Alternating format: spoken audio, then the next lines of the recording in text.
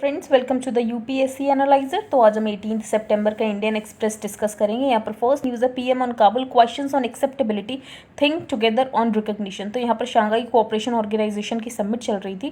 तो यहाँ पर प्राइम मिनिस्टर मोदी ने अफगानिस्तान को लेकर क्या क्या बातें बोली हैं वो देखने लायक है और सुनने लायक है। तो हम देखते हैं क्या क्या बातें बोली गई हैं। तो for the first time since the fall of Kabul to the Taliban, तो अब तालिबान ने काबुल को कैप्चर कर लिया था। Prime minister Narendra Modi raised questions Friday on the acceptability. तो ये जो तालिबान की नई गवर्नमेंट है, क्या उसे एक्सेप्ट किया जा सकता है या नहीं किया जा सकता है। तो यहाँ पर प्राइम मिनिस्टर मोदी ने ये बोला कि जो भी पावर कैप्चर हुआ है अफगानिस्तान में वो बिना किसी नेगोशिएशन से हुआ है, और साथ ही जो भी गवर्नमेंट इंटरिम गवर्नमेंट बनाई गई है वो बिल्कुल भी इंक्लूसिव नहीं है। सिर्फ 33 में से 3 लोग हैं जो नॉन पाश्तून, और विमेन तो एक भी नहीं है।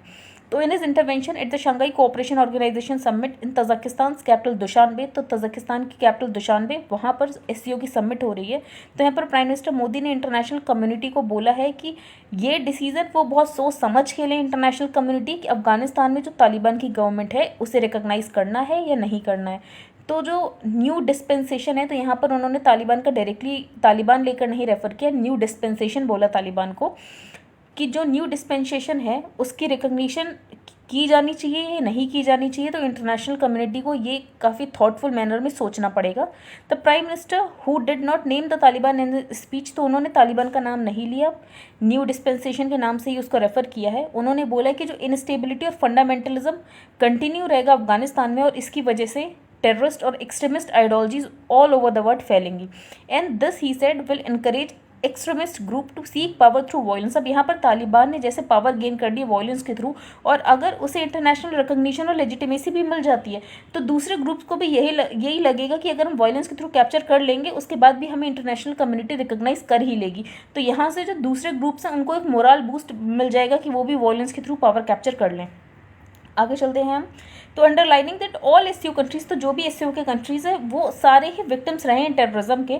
और यहाँ पर उन्होंने बोला जो अफगानिस्तान की सॉइल है वो किसी भी तरीके से टेररिज्म को स्प्रेड करने के लिए यूज़ नहीं होनी चाहिए। अब अफगानिस्तान में तालिबान के पावर कैप्चर करने के बाद कुछ और सिचुएशन भी है जिसके कारण से एक दिक्कत आ सकती है, जैसे कि ड्रग्स का फ्लो बहुत ज़्यादा बढ़ जाएगा, इलीगल वेपन्स, ह्यूमन ट्रैफिकिंग, क्योंकि जो तालिबान है वो मेनली ओपीएम का ही ट्रेड करता है।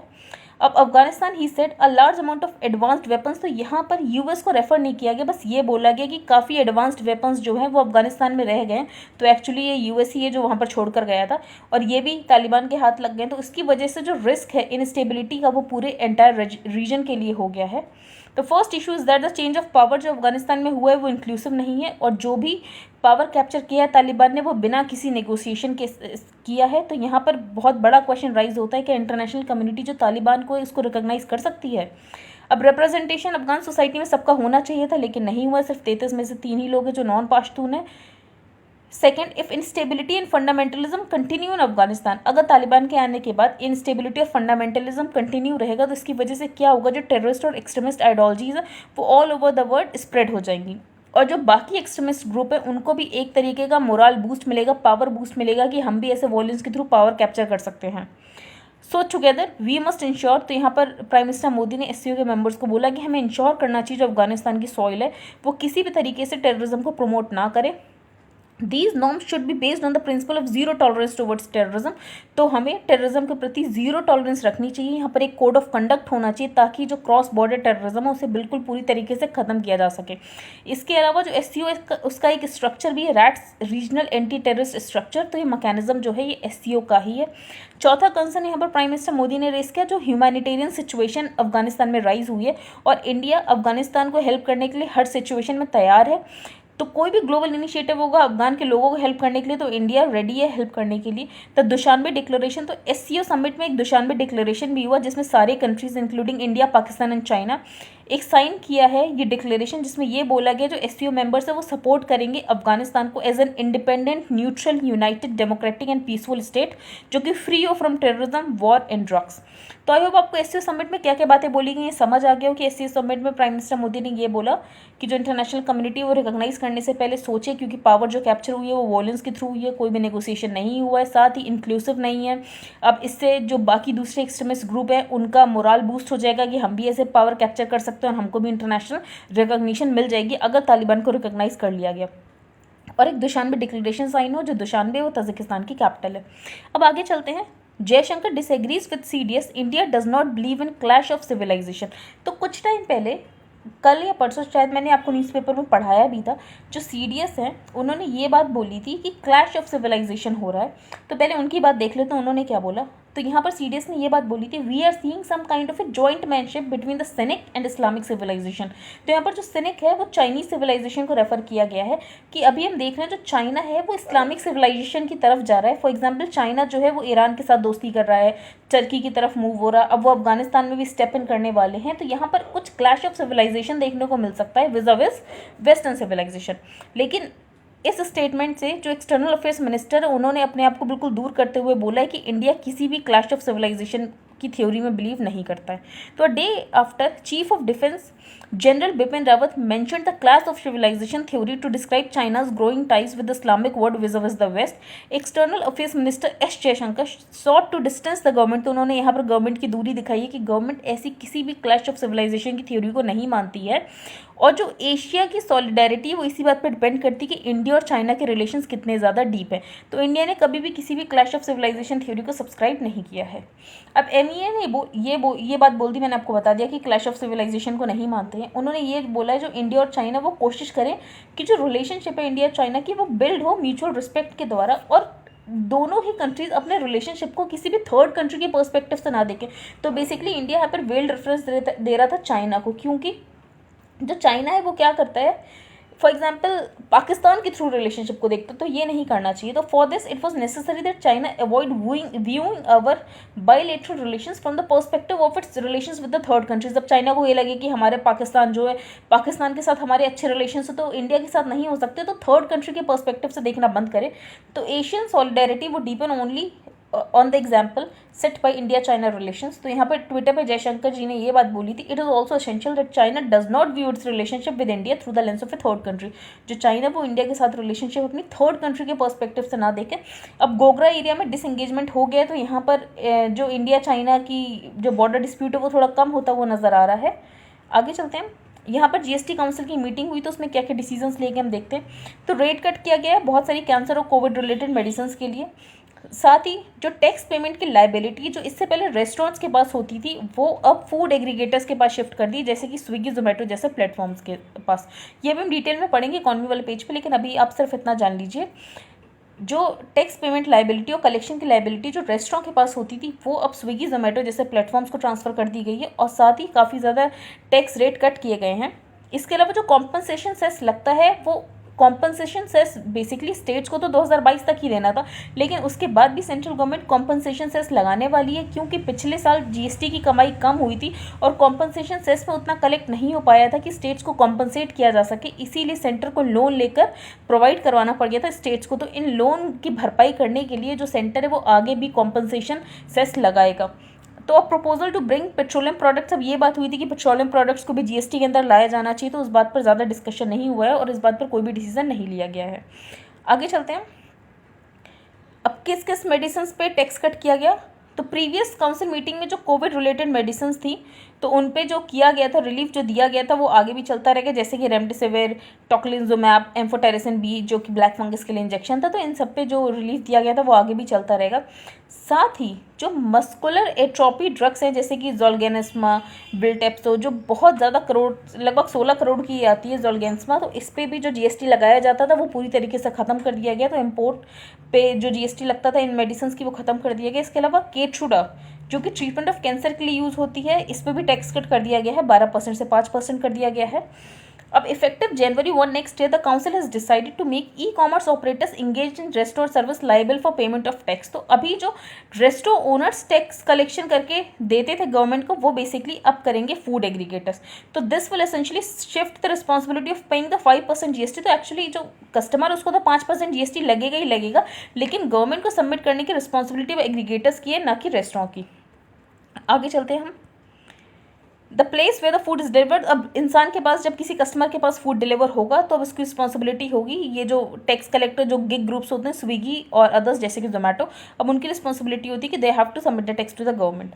अब the tax was payable by restaurant, इससे पहले जो टैक्स पेबल था बाई द रेस्टोरेंट था, तो अब रेस्टोरेंट के द्वारा ना होकर फूड एग्रीगेटर्स द्वारा होगा। इससे रेवेन्यू लीकेज थोड़ा कम होगा। अब जो कॉम्पनसेशन सेस है जो कि 2022 तक चलने वाला था उसके बियॉन्ड भी चलेगा, क्योंकि सेंट्रल गवर्नमेंट ने जो लोन प्रोवाइड किए स्टेट्स को तो वो भी भरने पड़ेंगे, तो उन लोन के भरने के लिए तो यहाँ पर कॉम्पनसेशन लगाना ही पड़ेगा। जो स्टेट्स हैं उनको गारंटी दी गई थी कि कॉम्पनसेशन उनको दिया जाएगा अगर जीएसटी में उनको इनडायरेक्ट टैक्स में रेवेन्यू थोड़ा कम आता है। बेसिकली 2016 को बेस ईयर मान के ये बोला गया था कि जीएसटी रिजीम के अंदर हर साल उनका 14% बढ़ना चाहिए कंपाउंडेड रेट पे, लेकिन अगर 14% नहीं बढ़ता है और जो भी कमी आती है तो उससे कॉम्पनसेट कर दिया जाएगा, तो सेंट्रल गवर्नमेंट उनको कॉम्पनसेट कर देगी। तो वैसे तो 2022 तक ही करना था, लेकिन अब उसको आगे बढ़ा दिया गया है। स्टेट्स को कॉम्पनसेशन आगे नहीं बढ़ाया गया, लेकिन जो कॉम्पनसेशन सेस है वो सेंट्रल गवर्नमेंट आगे भी लगाती रहेगी। अब जो काउंसिल है उसने क्या किया, जो जीएसटी रेट्स है फोर्टिफाइड राइस कर्नल्स पे वो 18% से 5% कर दिए गए हैं। जो बायोडीजल ब्लेंडिंग है उसकी भी 12% से 5% कर दिया गया है। जो जीएसटी ओट्स पे है उसको बढ़ा दिया गया फ्रॉम 5% टू 18%।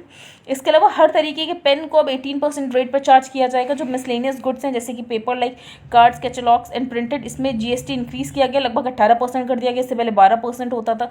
जो कार्बोनेटेड फ्रूट बेवरेजेस हैं उसमें 28% का जीएसटी लगेगा, प्लस इसमें कॉम्पनसेशन सेस भी लगेगा 12% का। तो ये ज़्यादा इंपॉर्टेंट नहीं, आपको हर चीज़ याद रखने की ज़रूरत नहीं, बस आपको थोड़ा मोटा मोटा आइडिया होना चाहिए कि कहाँ कितना टैक्स कम किया गया और कहाँ कितना बढ़ाया गया। आगे चलते हैं, यहाँ पर कोई इंपॉर्टेंट न्यूज़ नहीं है, आप देख सकते हैं।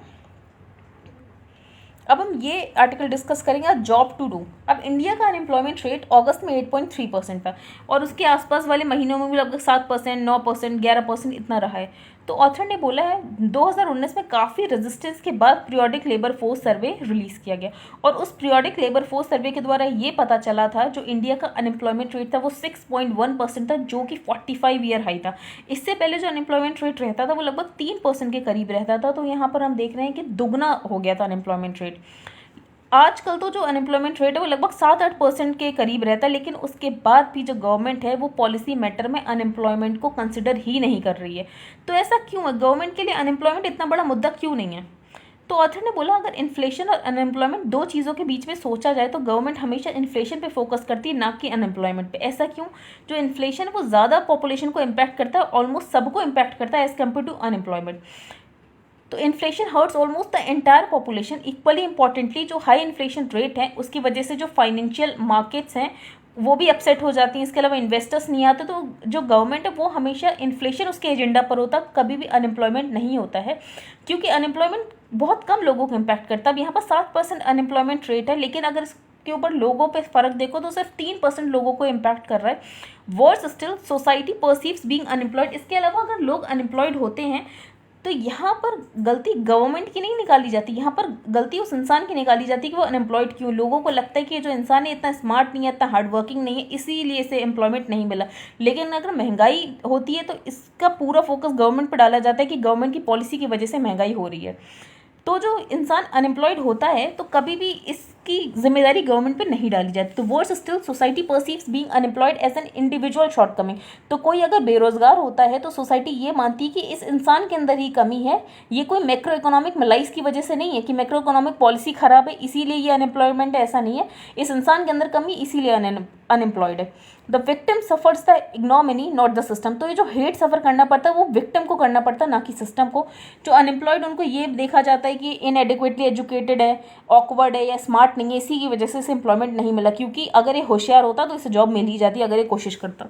तो while unemployment can't be a political tool, तो यहाँ पर हम देख रहे हैं जो अनएम्प्लॉयमेंट है वो एक तरीके का पॉलिटिकल टूल बन ही नहीं पाए जैसे कि इन्फ्लेशन बना, लेकिन एम्प्लॉयमेंट हमेशा पॉलिटिकल टूल बन जाता। फॉर एग्जाम्पल कोई भी गवर्नमेंट अगर किसी पर्टिकुलर कम्युनिटी को रिजर्वेशन दे देती है गवर्नमेंट जॉब्स में तो वो कम्युनिटी उस गवर्नमेंट के लिए ही वोट करती है। तो यहाँ पर हम देख रहे हैं जो एम्प्लॉयमेंट है वो तो एक तरीके का पोटेंशियल मैनिफेस्ट कर सकता है आपकी पॉलिटिकल पार्टी के लिए, लेकिन यहाँ पर अनएम्प्लॉयमेंट नहीं कर पाता है क्योंकि बहुत कम लोगों को इम्पैक्ट करता है। जो अनएम्प्लॉयमेंट रेट है इससे ये भी पता चलता है जो लेबर फोर्स मार्केट पार्टिसिपेशन वो इंडिया में बहुत ज़्यादा कम है, क्योंकि लोग सोच रहे हैं कि उनको काम मिलेगा ही नहीं, इसलिए वो काम को ढूंढते ही नहीं है। तो the unemployment rate is a measure of the economies inability. Unemployment rate से ये पता चलता है जो इकोनॉमी है वो कितनी इनेबल है, जो लोग जॉब्स ढूंढने की कोशिश कर रहे हैं उनको वो जॉब प्रोवाइड तक नहीं करा पा रही। तो but in India very often people do not look for jobs. हमारे यहाँ बहुत लोग होते हैं जो जॉब्स ढूंढते ही नहीं है क्योंकि उन्हें ये लगता है क्योंकि जॉब्स अवेलेबल नहीं है, और ये हमें शो होता है लो लेबर फोर्स पार्टिसिपेशन रेट। हमारे यहाँ सिर्फ लेबर फोर्स पार्टिसिपेशन रेट 40% है, लेकिन अगर ग्लोबल देखो तो लेबर फोर्स पार्टिसिपेशन रेट 60% है। तो it is important that this belief in the futility of A job Hunt. अब लोगों में बिलीव हो गया है कि बेकार है जॉब ढूंढना, क्योंकि जॉब तो मिलेगी ही नहीं। तो लोग क्या करते हैं, एग्रीकल्चर में एंगेज हो जाते हैं, डेली वेज लेबरर्स का काम करने लगते हैं, या तो फिर एंटरप्रेन्योर हो जाते हैं, अपना स्टार्टअप खोल लेते हैं। तो यहाँ पर लोगों ने पूरा सिस्टम पे भरोसा खो दिया कि उनको जॉब मिलेगी सिस्टम से। When jobs start to become scarce, does the daily wage laborer becomes unemployed or does she drop out of the labor force? अब यहाँ पर ऑथर ने बोला हमारे यहाँ तो जो एम्प्लॉयमेंट का क्राइटेरिया वो ही इतना ज़्यादा कम है। जैसे कि अगर आप 1 घंटे भी एम्प्लॉयड हो इन द पास्ट 7 डेज तो आपको ये मान लिया जाएगा कि आप एम्प्लॉयड हो। और उसके बाद डेटा ऐसा दिख रहा है, इतना ज़्यादा स्टार्क दिख रहा है, तो इससे ये पता चलता है जो सिस्टम में जो अनएम्प्लॉयमेंट की प्रॉब्लम है बहुत ज़्यादा डीपन है। A useful market metric for a country like India is the employment rate. तो हमारे यहाँ बहुत ज़्यादा लोग अनएम्प्लॉयड है। सिर्फ अगर आपको 1 घंटे का भी आप इकोनॉमिक एक्टिविटी करते हो पिछले 7 दिनों के अंदर तो आपको एम्प्लॉयड मान लिया जाता है। जो इंडिया का रिकॉर्ड है एम्प्लॉयमेंट रेट में वो कैसे फॉल हो रहा है, जैसे कि 42.8% वर्किंग एज पॉपुलेशन एम्प्लॉयड थी, फिर वो और कम हो गई 41.7 हो गई, फिर और कम हो गई 40.2 हो गई, उसके बाद और कम हो गई 39.5 हो गई। अब जो ऑथर ने बोला है जो हमारे यहाँ लोग हैं जो जॉब्स थी वो और कम होती चली जा रही हैं। जैसे कि जब पैंडेमिक आया तो रिवर्स माइग्रेशन होने लगा, लोग अपने वापस गांव में जाने लगे। जो मैन्युफैक्चरिंग जॉब्स थी, लोगों को जो थोड़ी बहुत मैन्युफैक्चरिंग जॉब्स थी वो भी ख़त्म होने लगी क्योंकि लोग वापस से अपने गाँव जाने लगे। और गांव में जाके वो क्या कर रहे थे, एग्रीकल्चर में काम। और एग्रीकल्चर में उतने लोगों की ज़रूरत ही नहीं थी जितना काम किया, जितने लोग उसमें इन्वॉल्व थे। तो एक्चुअली यहाँ पर डिस्गाइज्ड अनएम्प्लॉयमेंट प्रमोट हो रहा था। अब ऑथर ने बोला है ये जो लेबर था ये वापस अगर आया भी तो यहाँ पर मैन्युफैक्चरिंग तो बंद हो चुकी थी क्योंकि मैन्युफैक्चरिंग को फायदा हो नहीं रहा था, पैंडेमिक की वजह से लॉकडाउन था, तो मैन्युफैक्चरिंग बंद हो गई थी। और ये जो लेबर था ये क्या करने लगे, गिग इकॉनमी में आ गया, डिलीवरी बॉयज़ वाला काम करने लगे। तो ऑथर ने बोला सारे लेबर को ड्यू रिस्पेक्ट देने की बात है, लेकिन हम जो देख रहे हैं हमारा जो लेबर है वो शिफ्ट हो रहा है हाई प्रोडक्टिविटी से लो प्रोडक्टिविटी में। हाई प्रोडक्टिविटी का वो काम करें, मैन्युफैक्चरिंग में उसको जॉब्स मिले, असेंबल इन इंडिया करो आप, लेकिन ऐसा नहीं हो रहा। वो एग्रीकल्चर में जा रहा है, नहीं तो डिलीवरी बॉयज़ जैसा काम कर रहा है, गार्डनर्स जैसा काम कर रहा है। तो employment opportunities need to expand in areas. तो एम्प्लॉयमेंट अपॉर्चुनिटी एक्सपेंड करने की ज़रूरत है और इस सेक्टर में स्पेंड करने की ज़रूरत है जो कि हाईली प्रोडक्टिव हो। तो a large part of the solution, तो अब इसका सोल्यूशन क्या हो सकता है कि इंडिया में इन्वेस्टमेंट बढ़ाने की ज़रूरत है। इन्वेस्टमेंट बढ़ाने की ज़रूरत होगी, बिजनेस क्लाइमेट होगा तो अपने आप ही जॉब्स क्रिएट हो जाएंगी। तो ये आपको समझ आया। सबसे पहले ऑथर ने ये बोला है कि इन्फ्लेशन और अनएम्प्लॉयमेंट दो प्रॉब्लम होती है। तो जो पॉलिटिकल पार्टी होती है, जो गवर्नमेंट होती है, वो उस बात पर फोकस करती है, इन्फ्लेशन पर फोकस करती है, क्योंकि इन्फ्लेशन लार्ज पॉपुलेशन को इम्पैक्ट करता है एज़ कम्पेयर टू अनएम्प्लॉयमेंट, क्योंकि अनएम्प्लॉयमेंट बहुत छोटी पॉपुलेशन को इम्पैक्ट करता है और उससे वोट बैंक पे कोई फर्क नहीं पड़ने वाला होता है। अब हम आगे चलते हैं। यहाँ पर स्टेम के बारे में बताया गया, तो साइंस, टेक्नोलॉजी, इंजीनियरिंग, मैथमेटिक्स की यहाँ पर कितनी ज़्यादा जेंडर इनइक्वालिटी है। तो जेंडर इक्वालिटी दोनों लोगों को बेनिफिट करती है, मेन और वुमेन को। अब बैरियर्स जो होते हैं वुमेन के लिए वो हर लेवल पर नॉकडाउन करने की बहुत ज़्यादा ज़रूरत है। फेमिनिज्म एक ऐसा नोशन है जो इंडिविजुअल है वो फ्री है कि वो अपना ओन टैलेंट को डेवलप कर सके और साथ ही जो भी मैन मेड बैरियर्स है कहीं वो उसको किसी तरीके से रोके ना। अब ऑथर ने बोला है एक जो विमेन होती है उसकी लाइफ में बहुत तरीके के बैरियर्स आते हैं। पहला पर्सनल बैरियर्स की उसके दिमाग में ये नोशन एकदम इनग्रेन कर दिया जाता है कि विमेन को ही सेक्रीफाइस करना है। अगर मेन और विमेन दोनों ही जॉब कर रहे हैं और बच्चे की केयर करनी तो विमेन को ही अपनी जॉब सेक्रीफाइस करनी, मैन कर ही नहीं सकता। तो उसके दिमाग में पेट्रियार्कल नोशन बचपन से भर दिया जाता है जिसकी वजह से वो पर्सनल बैरियर भी आता है आगे बढ़ने में। और दूसरा आता है एक्सटर्नल बैरियर्स की सोसाइटी मानती है जो विमेन है उसको ऐसे ही बिहेव करना है, उसको ही अपनी जॉब छोड़नी चाहिए ना कि उसके हस्बैंड को। तो are socio cultural constructs reflect absolute patriarchal entrenchment. तो हमारे यहाँ जो पेट्रियार्कल इंट्रेंचमेंट है वो इतना ज़्यादा बढ़ चुका है, हमारे दिमाग में इतना ज़्यादा भर चुका है कि हमको ये बात नॉर्मल लगती है, हमें फ़र्क ही नहीं पड़ता, हमें लगता है ठीक है नॉर्मल ऐसे ही तो होती हैं चीज़ें। तो there is gender segregation in high level jobs. तो हाई लेवल जॉब्स में आपको जेंडर सेग्रीगेशन मिलेगा ही मिलेगा। जो स्ट्रैटेजिक जॉब्स होगी वहाँ पे मेन को अपॉइंट किया जाएगा और विमेन को सिर्फ एक सपोर्ट फंक्शन की तरह अपॉइंट किया जाएगा। तो अभी ग्लास सीलिंग की बात की गई है, जैसे बेनेवोलेंट सेक्सिज्म होता है। अब आप स्ट्रैटेजिक फंक्शन में सिर्फ मेन को अपॉइंट कर रहे हो तो यहाँ पे बेनेवोलेंट सेक्सिज्म समझ आता है। जो प्रॉब्लम है इंडिया की वो ये है कि विमेन अगर साइंस और टेक्नोलॉजी से अपनी डिग्री परस्यू करती भी है लेकिन उसके बाद भी वो जॉब मार्केट में नहीं जाती, वो शादी करके सेटल हो जाती है। उनको ये लगता है क्योंकि सोसाइटी को ये लगता है कि विमेन की अब एज हो गई है, उसे सेटल हो जाना चाहिए। तो ऑथर ने बोला सबसे पहले जेंडर सेंसिटाइजेशन की ज़रूरत है। और दूसरी बात ये इंडिया में बहुत स्ट्रेंज पैराडॉक्स है कि आपको पावरफुल पोजीशंस में विमेन मिल जाएंगी, आपको कैबिनेट में विमेन मिल जाएंगी, लेकिन वहीं आप देखो तो कुछ ऐसी विमेन है जिनके पास मिनिमल राइट्स हैं। तो जो पावरफुल पोजीशन में विमेन बैठी हैं उनका जो इम्पैक्ट है वो अभी तक नीचे वाली विमेन जिनको कोई राइट्स नहीं है वहाँ तक ट्रांसफ़र क्यों नहीं हो पाया। तो however the high rate of crimes against women, जैसे एनसीआरबी की रिपोर्ट आई तो ये पता चला कि वुमेन के अगेंस्ट कितने ज़्यादा क्राइम होते हैं, including murder, rape, female infanticide. तो इससे ये पता चलता है जो पॉलिटिकल पावर और जो इंटेलेक्चुअल प्रेजेंस है वो ट्रांसफ़र हो ही नहीं है, तो उसको ट्रांसफ़र करने की ज़रूरत है। तो यहाँ पर नीड है एक मेजर अपहीवल की, लोगों का माइंडसेट को बदलने की और सोशल और कल्चरल चेंज प्रोवाइड करने की, ताकि वुमेन ये समझ सके क्या उसके लिए सही है, क्या उसके लिए गलत है। आगे चलते हैं, ये खास इंपॉर्टेंट नहीं है पर हम देख लेते हैं। अब यहाँ पर बेसिकली ऑथर ने ये बोला रूल ऑफ लॉ बहुत इंपॉर्टेंट होता है किसी भी सिविलाइज स्टेट की गवर्नेंस के लिए, और रूल ऑफ लॉ सबसे ऊपर होता है। लेकिन उसके बाद हम देख रहे हैं पिछले कुछ टाइम से जो गवर्नमेंट है किसी एक पर्टिकुलर सेक्शन को टारगेट कर रही है according to the author to fight terrorism which has no religion. अब टेररिज्म को किसी एक पर्टिकुलर कम्युनिटी से लिंक कर दिया जाता, तो ऑथर ने बोला टेररिज्म को फाइट करने के लिए जिसका कोई रिलीजन नहीं होता है, तो यहाँ पर ज़रूरी नहीं है कि आप किसी एक कम्युनिटी को मेलाइन करो। जो इन्वेस्टिगेटिंग एजेंसीज और जो पुलिस है वो क्विक होती है कि तुरंत उस आदमी का जो रिलीजन आइडेंटिफाई कर ले और उसके बाद इंफॉर्मेशन लीक करने की कोशिश करते हैं मीडिया को, ताकि कम्युनलाइजेशन हो जाए। अब रिजेंटेंटली अब इसके रिजल्ट में क्या हुआ, एक इंप्रेशन बिल्ट हो गया है जो लॉ ब्रेकर्स है वो सारे एक ही सेक्शन ऑफ द सोसाइटी से आते हैं। अब सरदार पटेल जी ने ये बात बोली थी, it is for us who happen to be in a majority to think about what minorities feel. हम जो मेजॉरिटी में, हमें सोचने की ज़रूरत है जो माइनॉरिटीज़ है वो कैसा फील कर रहे होंगे अगर हम उनकी पोजीशन में होते और जैसे उन्हें ट्रीट किया जा रहा है वैसे अगर हमें ट्रीट किया जा रहा तो हमें कैसा लगता। तो equally Sardar Patel had noted it is for us who happen to be in a majority to think about what the minorities feel and how we in their position would feel if we are treated in the manner they are treated. The Supreme Court must remind the state to act constitutionally. तो यहाँ पर author ने बोला जो supreme court की responsibility होती है कि वो स्टेट को बताए कि वो कॉन्स्टिट्यूशनली, लॉफुली और जस्टली एक्ट करे हर केस में। आगे चलते हैं, एन इनकन्वीनियंट ट्रूथ। अब यहाँ पर ऑथर ने सबसे पहले बोला है कि 15 अगस्त 1947 को पूरा देश आज़ाद हो गया था, लेकिन एक्चुअली पूरा देश आज़ाद नहीं हुआ था। बहुत सारे ऐसे प्रिंसली स्टेट्स थे जो कि आज़ाद नहीं होते। इसमें एक था अर्स्टवाइल स्टेट ऑफ हैदराबाद। उस समय ऑटोक्रेटिक रूलर थे निज़ाम मीर उस्मान अली खान। तो वहाँ के जो हैदराबाद के लोग थे उनको लगभग 13 महीने और इंतज़ार करना पड़ा आज़ादी के लिए। तो इसके लिए ऑपरेशन पोलो हुआ था, पुलिस एक्शन किया गया था, उसके बाद हैदराबाद स्टेट का लिबरेशन हो पाया। अब ऑथर ने बोला इस जो डे है सितंबर 17 जिस दिन हैदराबाद को आज़ादी मिली, तो तेलंगाना इस डे को सेलिब्रेट क्यों नहीं करता है। तो on the other end all of the present day Telangana come under the Nizam while leaders such as Swami Ramanand Tirtha, PH Patwardhan, Telangana refuses to acknowledge the heroics and sacrifices of leaders. तो क्यों नहीं इनके जो सेक्रीफाइसेस हैं उनको तेलंगाना एक्नॉलेज करता है। तो ऑथर ने बोला वो इसलिए नहीं एक्नॉलेज करता है क्योंकि तेलंगाना करना चाहता है कम्युनल अपीजमेंट। जो स्टेट गवर्नमेंट है वो अपने एलाई को प्रोटेक्ट कर रही है, और एलाई कौन है उसका MIM मजलिस-ई-इत्तेहादुल मुसलमीन।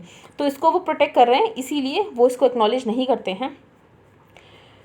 ऑथर ने बोला है कि जो भी हिस्ट्री होती है उसको आप ब्रश अंडर द कारपेट नहीं कर सकते हो, आपको उसको रिकॉग्नाइज करने की बहुत ज़्यादा ज़रूरत होती है, और जो हिस्टोरिकल फिगर्स हैं उनको तो रिकॉग्नाइज करना बहुत ज़्यादा ज़रूरी है। तो सितंबर 17 तेलंगाना का लिबरेशन डे, और तेलंगाना जल्द से जल्द इसे सेलिब्रेट करना शुरू करे। इसके लिए एक मेमोरियल बना देना चाहिए, तो कि जिन लोगों ने अपनी जान दी है उसके लिए उनको याद करने के लिए एक मेमोरियल बनवा देना चाहिए तेलंगाना को। तो अब तेलंगाना ये कब करता है देखने वाली बात है। आगे चलते हैं। अब यहाँ पर लक्षद्वीप एडमिनिस्ट्रेशन ने कुछ अपने वो दिए थे कि क्या क्या करना है, नोटिफिकेशन जारी किया। तो उसमें ये बोला था जो डेयरी फार्म्स है उनको बंद कर दिया जाएगा, और जो मीट है मेन्यू से, मिड डे मील से, वो हटा दिया जाएगा। तो इसके अगेंस्ट एक पिटीशन गई थी। अब इस पिटीशन को केरला हाईकोर्ट ने रिजेक्ट कर दिया। अब केरला हाईकोर्ट ने इसलिए रिजेक्ट कर दिया क्योंकि एक तरीके का यहाँ पर काउंटर एफिडेविट डाला गया, और काउंटर एफिडेविट में ये बोला गया जो डेयरी फार्म्स उनको लगभग 1 करोड़ का नुकसान होता है, क्योंकि जो डेयरी प्रोडक्शन हो रहा है कावारती और मिनिकॉय आइलैंड में वो सिर्फ 170 लीटर हो रहा है, उससे सिर्फ 300 कस्टमर्स की जो रिक्वायरमेंट है वो पूरी हो पाती है। तो यहाँ पर नुकसान ज़्यादा हो रहा है फ़ायदे के, इसलिए हमने ये बंद कर दिया। अब इनसे ये पूछा गया कि आपने मिड डे मील में मीट क्यों बंद कर दिया। तो इन्होंने बोला ठीक है हमने मीट बंद कर दिया, लेकिन हम और न्यूट्रिशियस आइटम्स प्रोवाइड करेंगे जैसे कि फ्रूट्स, ये सब हमने ऐड कर दिया है। और यहाँ पर जो अथॉरिटी है उसका डिसीजन होता है, वो चाहे तो वेजिटेरियन मेन्यू बना सकती है। और इसके बाद यहाँ पर क्या किया, जो केरला हाईकोर्ट है उसने भी इस पिटीशन को रिजेक्ट कर दिया। आगे चलते हैं। यहाँ पर कोई इंपॉर्टेंट न्यूज़ नहीं है, ये भी खैर हम नहीं पढ़ेंगे। तालिबान ने ऑर्डर कर दिया कि मेल स्टूडेंट्स स्कूल जा सकते हैं, पर विमेन के लिए ऐसा उन्होंने कोई नोटिफिकेशन नहीं निकाला। तो तालिबान से education ministry said all mail students जो कि क्लास 6 से 12 में हैं वो रिज्यूम कर सकते हैं अपने क्लासेस, लेकिन उन्होंने ये नहीं बताया कि जो गर्ल्स हैं वो स्कूल जा सकती हैं नहीं जा सकती हैं। तो तालिबान वापस अपनी रेस्ट्रिक्शंस गर्ल्स और विमेन पर लगाना शुरू कर रहा है, लेकिन तालिबान ने इससे पहले जो ग्रेड 1 से लेकर 6 तक की लड़कियाँ हैं उनको स्कूल जाने के लिए अलाउ कर दिया है। अब आगे चलते हैं। China's Xi urges Afghanistan to stamp out terror. तो यहाँ पर अफगानिस्तान से इन्होंने बोला है जो टेररिज्म आपको ख़त्म करना पड़ेगा, मॉडरेट पॉलिटिक्स अपनानी पड़ेगी। तो अब ये कब करता है अफगानिस्तान, ये देखने वाली बात है। अब चाइना जो है वो अपना स्पेस स्टेशन बना रहा है, तो ये तो सबको ही पता अपना स्पेस स्टेशन बना रहा है। तो वहाँ पर जो उसने लोग भेजे थे वो वापस आ गए हैं। तो किस में आए, तो शेंजाओ 12 स्पेसशिप में, तो इस स्पेसशिप में वापस आए। तो आपको पता होना चाहिए शेंजाओ 12 स्पेसशिप किससे कनेक्टेड है, तो चाइना की स्पेस स्टेशन से कनेक्टेड है। अब वर्ल्ड बैंक क्या कर रहा है, अपना ease of doing business report जो उसे बनाना बंद कर रहा है, क्योंकि एथिकल कंसर्न्स आ गए इनको, अनऑफिशियल इन पर प्रेशर हो रहा था कि चाइना की रैंकिंग आपको अच्छी करनी है। बाकी ये तो मैंने आपको बता दिया, डिलीवरी एप्स टू पे जीएसटी फॉर रेस्टोरेंट। तो अब जो डिलीवरी एप्स है स्विगी और जोमेटो जैसी एप्स, इनको टैक्स पे करना पड़ेगा गवर्नमेंट को, ना कि रेस्टोरेंट को। तो एक्चुअली जाएगा तो कस्टमर से ही, बस टैक्स कलेक्ट करके कौन सबमिट कर रहा है ये वाली बात है। तो to prevent revenue leakage from the tax payable by the restaurants in the country, GST council ने अप्रूव किया है कि जो फूड डिलीवरी प्लेटफॉर्म से जोमेटो और स्विगी ये रिस्पॉन्सिबल होंगे टैक्स को कलेक्ट करके डिपॉजिट करने के लिए टू द गवर्नमेंट। अब यहाँ पे ये कंसर्न राइज हो रहे हैं कि फॉर एग्जाम्पल जो रेस्टोरेंट होता है वहाँ पर कुछ लोग तो वहीं पर आके खाना खाते हैं और कुछ लोग फूड डिलीवरी एप्स के थ्रू मंगाते हैं। तो यहाँ पर कंप्लाइंस बर्डन बढ़ जाएगा रेस्टोरेंट के लिए, क्योंकि उनको 2 अकाउंट बुक्स मेंटेन करनी पड़ेगी, एक तो नॉर्मल बिजनेस के लिए और वो जो वो supply through the online platforms करते हैं। तो आई होप आपको आज का न्यूज़पेपर समझ आ गया। If you like the video then please like share and subscribe. Thank you and have a nice day.